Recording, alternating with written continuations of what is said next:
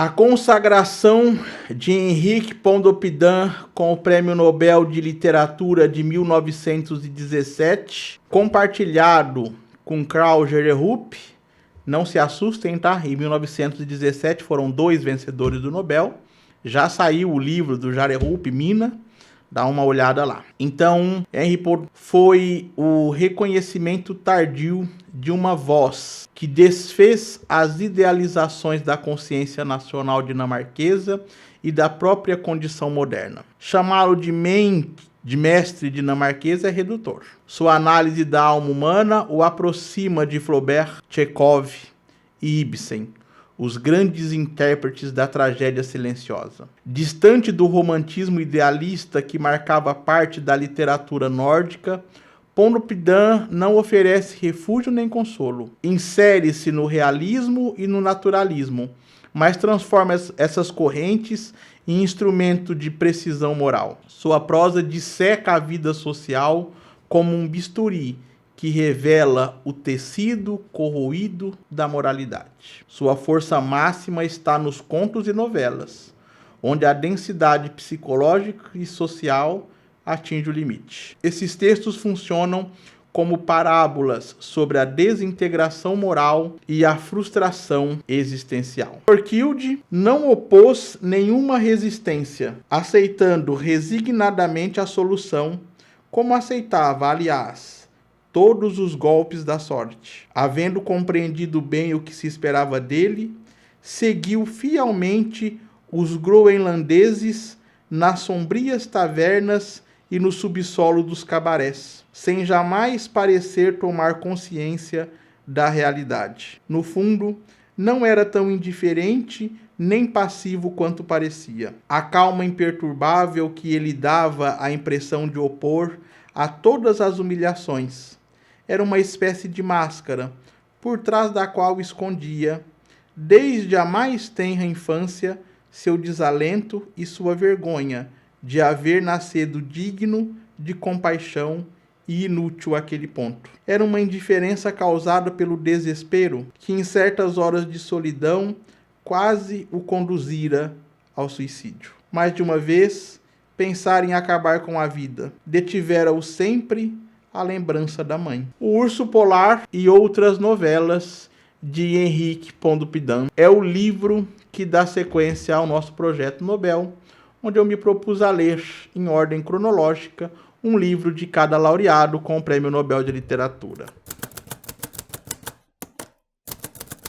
Se você não viu os vídeos anteriores, o link da playlist está na descrição do vídeo e num card aqui em cima. Se essa é a sua primeira vez por aqui, inscreva-se no canal, ative o sininho das notificações e compartilhe com seus amigos e inimigos, porque o importante é compartilhar. Em O Urso Polar, Pontoppidan explora o conflito entre a aspiração individual e repressão social. O protagonista, símbolo da vitalidade primitiva e do idealismo, é esmagado pela mediocridade burguesa. O autor não lamenta a queda, ele mostra sua inevitabilidade. A hipocrisia e a covardia social agem como o ácido que destrói qualquer autenticidade. É um retrato da asfixia do espírito. Então aqui tem 3 novelas ou 3 contos e esse é o primeiro. No conto seguinte, a chegada de um hóspede ilustre revela o vazio moral da província. A ânsia por status e validação expõe o ridículo da respeitabilidade social. A ironia de Pontoppidan é seca e moral. Denuncia em vez de divertir. No terceiro e último conto, o relato sobre o burgomestre é prefeito, tá?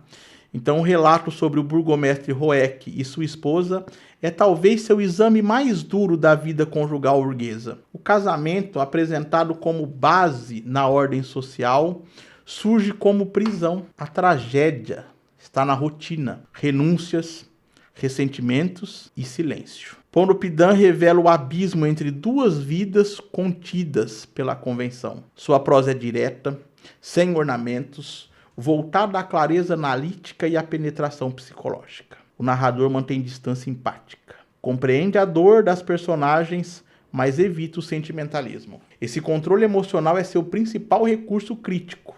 forçando o leitor a encarar a realidade moral sem consolo. Pontoppidan foi mais que cronista de uma época.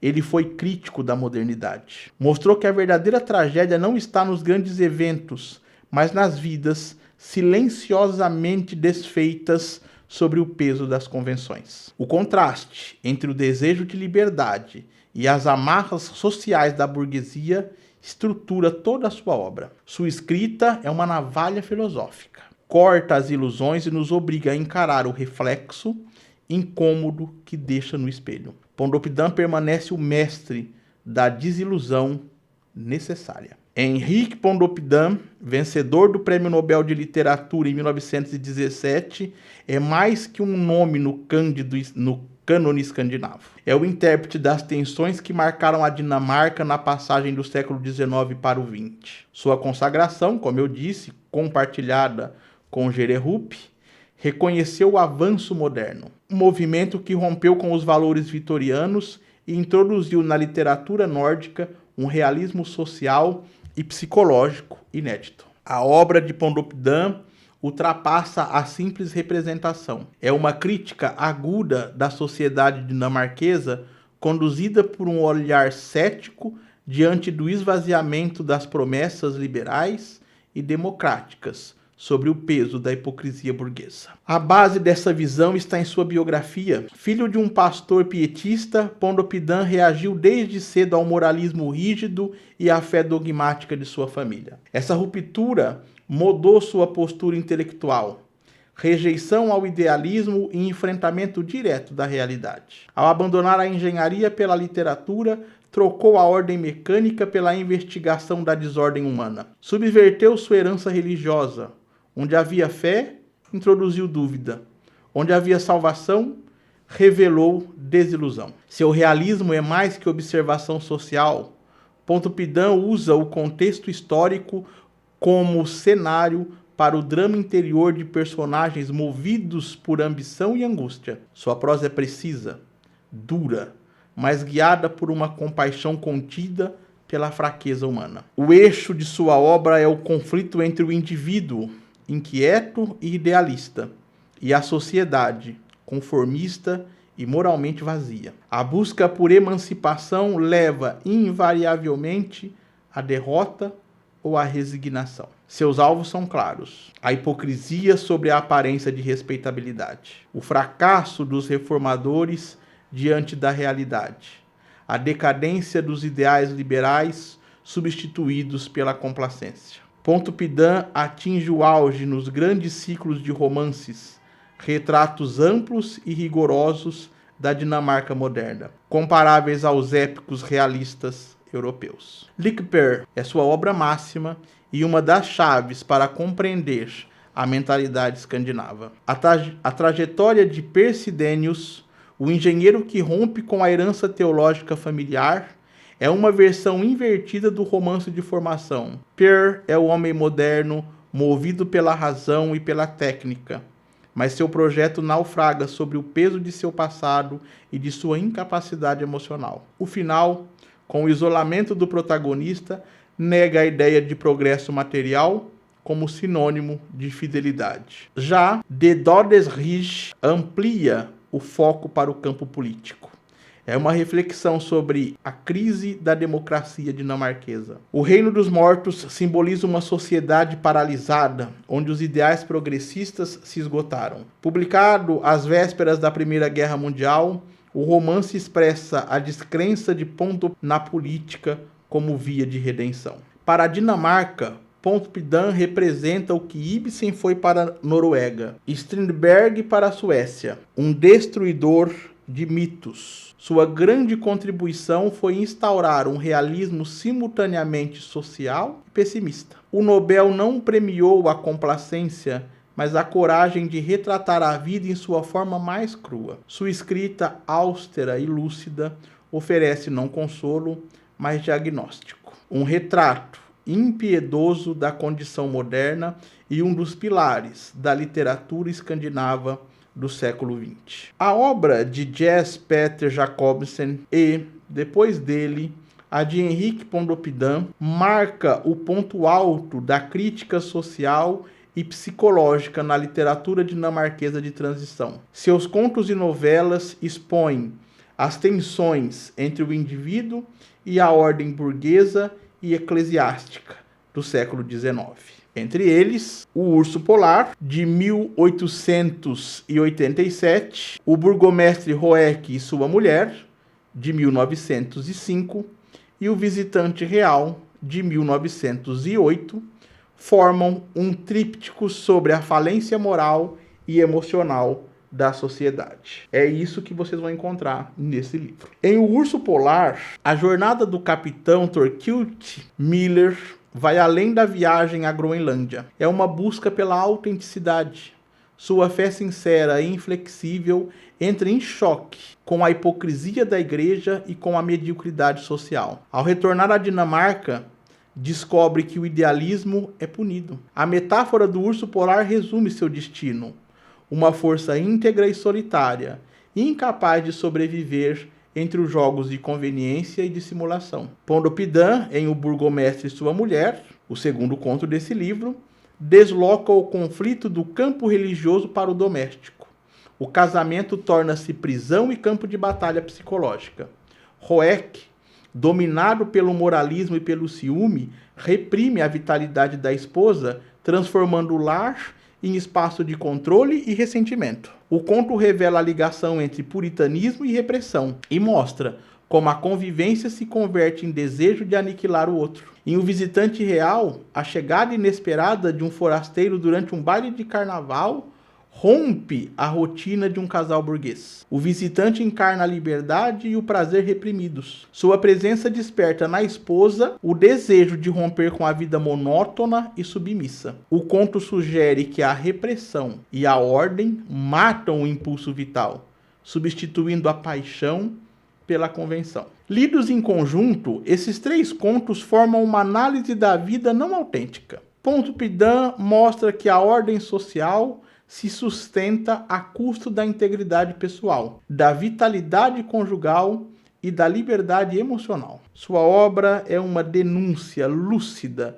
do preço humano da civilização burguesa, uma das reflexões mais contundentes sobre a alma europeia em cativeiro. Vamos agora desenvolver um pouco sobre cada conto. Então comecemos pelo Urso Polar. A saga do pastor Thorkild Miller vai além da anedota clerical e se afirma como um estudo da tensão entre a ordem civilizatória e o impulso individual. Miller, o urso, concentra três conflitos centrais: o exílio, da Dinamarca para a Groenlândia, a vocação, teólogo e caçador, e a ética, dogma e humanismo. Sua trajetória, marcada pelo fracasso institucional e pela realização pessoal, é a de um pastor que desmonta a hipocrisia da fé burguesa e reencontra o sagrado na experiência direta da vida ártica. Aqui partimos do mesmo princípio de um livro que tem resenha aqui, também faz parte do Projeto Nobel, que é O Herege de Soana. Se não viu, dá uma olhadinha lá. Então, a primeira aparição de Miller é descrita como um grotesco. O autor não mostra um homem, mas uma contradição viva, gigantesco, com 3 almas, cerca de 1,90 m de altura, coberto de sujeira, restos de comida e uma barba branca emaranhada. A unidade de medida, almas, ironiza sua vocação espiritual, contrastada com a materialidade do corpo. Sua roupa, casaco de pele de cachorro roída e botas fedorentas, expressa o exílio que escolheu. Miller carrega o cheiro e a textura do Ártico, um corpo estranho no meio clerical. É o selvagem que retorna, desestabilizando a teologia com seus gestos e risos descontrolados. Sua casa toca é a negação do lar pastoral.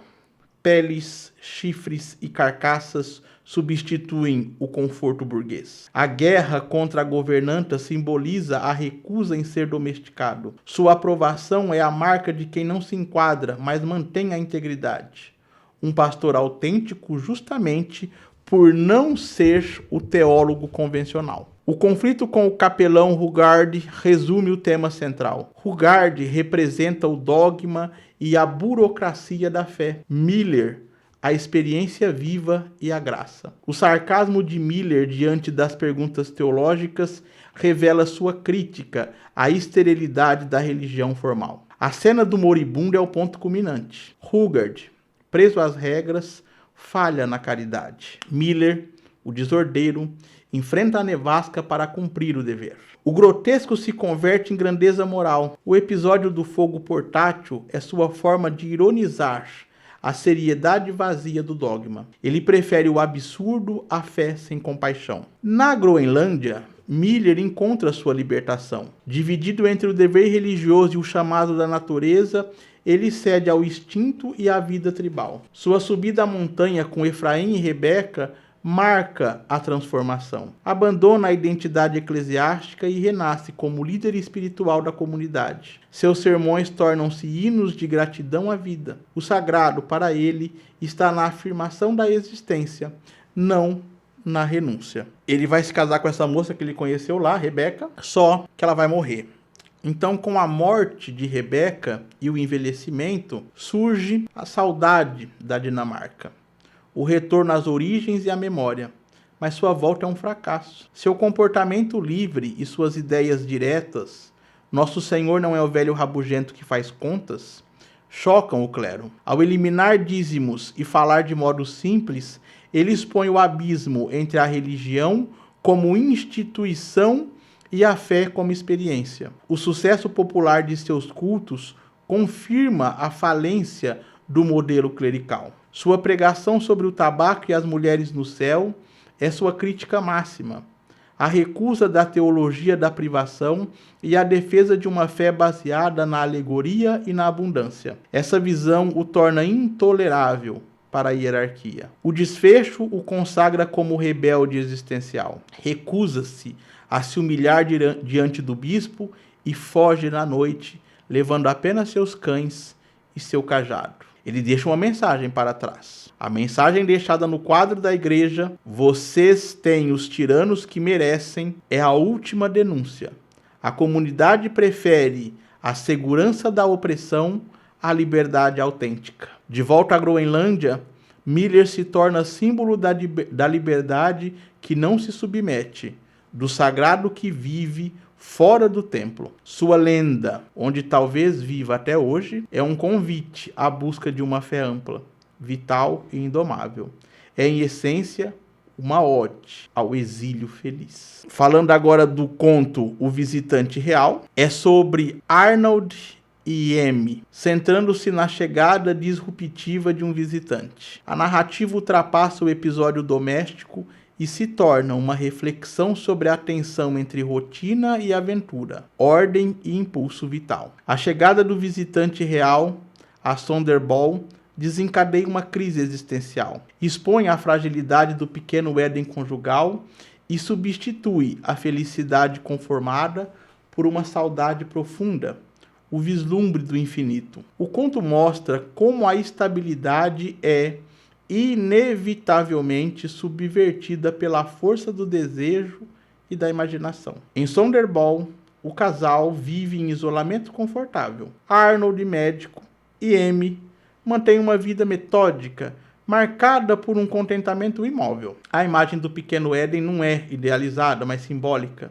Representa a escolha da segurança em detrimento da vitalidade. O cancelamento da visita dos parentes de Copenhagen para a festa, reforça esse aprisionamento. A decepção inicial dá lugar à conformação, revelando a troca da vida pela mera comodidade. A chegada do visitante real rompe esse equilíbrio. Ao recusar revelar o nome e associar-se à festa, ele se torna figura simbólica, não um indivíduo, mas um princípio. Ele representa a força dionisíaca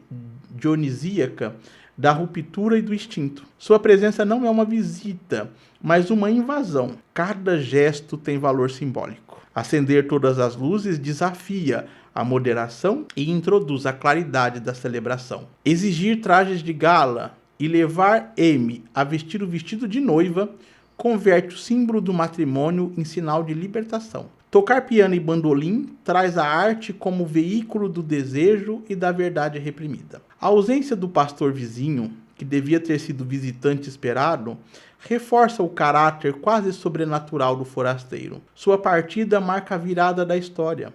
O casal já não pode retornar ao mesmo estado. O conflito entre Arnold e Amy representa o embate entre a consciência desperta e a consciência reprimida. Arnold, defensor da ordem, sente-se ameaçado pela nova percepção de Amy, que reconhece a limitação de sua antiga vida. O visitante real é a serpente que oferece não o fruto do pecado, mas do conhecimento. Ele introduz a consciência do desejo, não a morte, mas o despertar. A felicidade serena cede lugar à melancólica saudade, expressão do anseio pelo infinito. O conto afirma que a verdadeira plenitude não está na ausência de desejo, mas na consciência da falta. A flor amarela e as pétalas sobre o travesseiro de Arnold simboliza o vestígio do sonho que penetrou a realidade. O retorno de Amy ao piano e a presença mais constante da música revela que o lar se transformou. Perdeu a inocência, mas ganhou profundidade. O casal, tocado pela experiência, torna-se mais humano, consciente da beleza e da dor, da finitude. O conto reafirma a primazia do impulso estético sobre a rotina. O visitante real é uma parábola sobre o conflito entre vida vivida e a vida sonhada. Uma lição sobre o preço e a necessidade do despertar. Partamos então agora para o último conto, que é o Burgomestre Roeck e sua mulher. Como eu já disse, burgomestre é prefeito. Esse conto é eu acho que é o maior, é o maior conto aqui. Então esse conto é uma dissecação implacável do casamento burguês e da moral provinciana dinamarquesa. Mais que a história de um matrimônio fracassado, o texto configura um drama de câmara em que a doença física de Anne-Marie reflete sua asfixia emocional sobre a moral repressora e o ciúme paranoico do marido. Ó o Bentinho aí. Uma narrativa articula polarizações simbólicas, o espaço claustrofóbico e o conflito entre a arte da vida e o dever ascético, o prefeito, culminando na morte como único gesto de liberdade possível em um universo de repressão. A abertura do conto, um dia de festa numa cidade pequena, estabelece o contraste que estrutura o conto. A luminosidade pública do desfile realça a escuridão doméstica, o verdadeiro palco da tragédia. A chegada da senhora Bergman com um buquê de narcisos, funciona como prólogo simbólico. Introduz a fofoca social, a gravidade da doença da mulher do prefeito e a rigidez do dever. A Majorinha versus Lisa, a visitante alemã, surge como observadora externa capaz de desvendar a fachada de respeitabilidade e o sofrimento oculto. O autor organiza o conto em torno de dualidades rigorosas. Anne-Marie encarna uma feminilidade exaurida, reduzida à fragilidade física, mas que resiste mantendo um tocador cheio de cosméticos, chamado altar do amor. Esse altar é o símbolo de sua resistência estética diante da anulação conjugal. O marido e a sogra veem esse gesto como vaidade, incapazes de compreender sua dimensão vital. O retrato do prefeito, que Anne-Marie contempla com angústia, espelha a cisão entre o homem amado e o opressor, em que ele se tornou. O prefeito é o retrato da personalidade dividida. A frieza doméstica contrasta com a cordialidade pública. Essa dissociação revela o conflito entre o poder público e o dever privado. Sua tolerância com criminosos e severidade com cidadãos respeitáveis expressam uma inversão moral e uma neurose de controle. A transferência para a província, apresentada como sacrifício pela esposa, disfarça a necessidade de dominá-la e corrigir sua suposta futilidade. O centro do drama está na doença mental do prefeito, que a Majorinda decifra. O ciúme patológico, atribuído por Anne-Marie a uma herança familiar e agravado pelo convívio com criminosos, é a força destrutiva da história. A desconfiança constante e a busca por engano em tudo revelam uma mente incapaz de tolerar a autonomia do outro. A Majorinda, que inicialmente suspeita da infidelidade, descobre algo mais grave: a vingança neurótica de um homem traído pela vida e pela impossibilidade de purificar a esposa. O envio da filha Ingrid para o internato e a acusação de má influência completam o ciclo de destruição familiar. A Majorinda conclui: o prefeito é um assassino que destruiu a vida da esposa com frieza e desprezo. O monólogo do prefeito, em que ele admite desejar a morte da esposa para cessar o sofrimento conjugal, não parece, Dom Casmurro? É um dos momentos mais sombrios da obra. O encontro com o contador do banco no cemitério introduz uma reflexão amarga sobre o luto e a hipocrisia humana. O brilho cobiçoso nos olhos do viúvo em potencial contrasta com sua dor fingida. O autor expõe aí a insinceridade essencial da condição humana. A morte de Anne-Marie, descrita como envenenamento do sangue, é metáfora da intoxicação espiritual do casamento. Sua última palavra, Ingrid, é um gesto de amor e resistência. O prefeito, ao lado do corpo pálido e curvado, não expressa luto, mas derrota. Os doces comprados para o doutor Bierging, que era o médico dela, e rival imaginário e médico desprezado, encerram a narrativa com ironia trágica. Em O Burgomestre Roec, Sua Mulher, Pontoppidan transforma a tragédia doméstica em crítica à opressão patriarcal e à moral repressora. Anne-Marie, a pequena vaidosa, é sacrificada por sua vitalidade e desejo de beleza. A narrativa denuncia o pacto social que exige a morte da persona estética em nome da virtude. Pontoppidan reafirma-se como mestre da psicologia gótica e da tragédia moral, fazendo de seu conto um lamento pela liberdade individual e pela coragem de viver, apesar das correntes do casamento burguês. A obra de Henrique Pontoppidan, nascido em 1857 e morto em 1943, laureado com o Prêmio Nobel,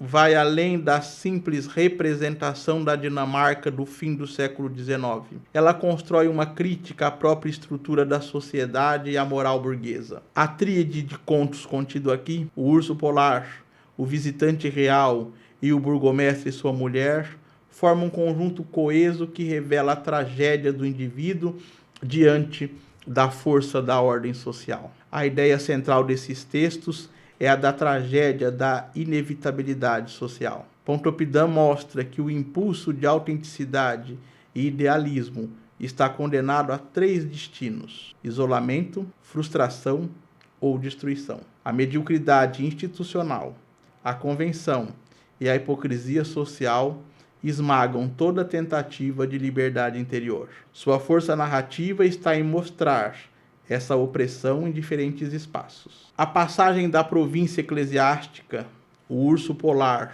para a cidade burguesa, o visitante real, e por fim para o lar conjugal, o burgomestre Roec, Sua Mulher, não representa fuga, mas mapeamento completo das formas de aprisionamento social. A província, na província, o idealismo é sufocado pela moral religiosa. O urso polar, símbolo do indivíduo que se recusa a negar sua natureza, é expulso da comunidade.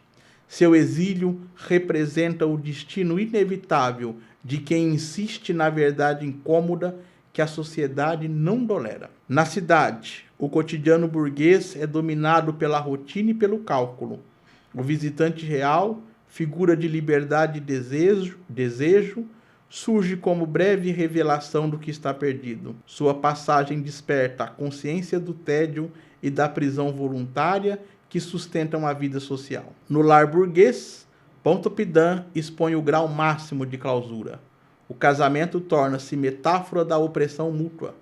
O amor morre e cede lugar à aparência e ao ressentimento. O burgomestre Roec, Sua Mulher, mostra que o espaço doméstico é o campo final, onde a autenticidade é aniquilada em nome do decoro. Pontoppidan não descreve, ele analisa. Sua ironia é o instrumento que separa a aparência da realidade. Mostra que, na sociedade moderna, o eu autêntico está condenado. Adaptar-se significa morrer por dentro. Rebelar-se implica o exílio, não a alternativa. A sociedade, em sua visão, não é neutra. É uma força que elimina toda diferença e toda paixão que ameacem sua estabilidade. Pontoppidan oferece mais que literatura. Oferece um diagnóstico social e psicológico. Sua conclusão é dura. Felicidade e realização são quase impossíveis, onde as estruturas sociais são mais fortes que a vontade humana. Seu pessimismo é estrutural, não moral. Ele critica um sistema que pune a paixão e premia a conformidade. Ao revelar o fracasso do ideal iluminista e a rendição do sonho romântico à realidade burguesa, Pontoppidan se afirma como um dos grandes críticos da civilização moderna. Sua trilogia permanece como um lembrete da luta perdida entre o indivíduo e a sociedade, a dialética da inevitabilidade social. Muito obrigado a você que assistiu ao vídeo até aqui. Se você gosta desse tipo de conteúdo, deixe seu like, inscreva-se no canal e compartilhe. Este é o Sempre um Livro. Prazer da leitura.